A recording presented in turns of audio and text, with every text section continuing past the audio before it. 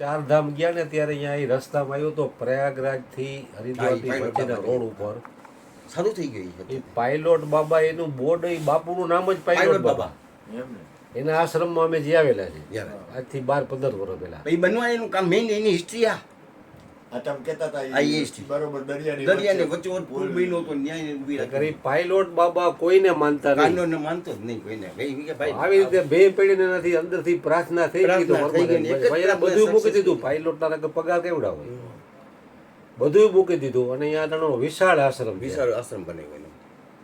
અને એમાં તો પછી ધીમે ધીમે એને તો આશ્રમ લઈને બીજા એના શિષ્યો થઈ ગયા અને એના પછી તો એનું અંદરનું જાગૃત થવાનું હું તો પૂર્વજન્મનું માણસો લઈને આવતા હોય છે. અને પછી બીજાને આપે ને વર્તી પછી વધતું જાય તમારું એમ.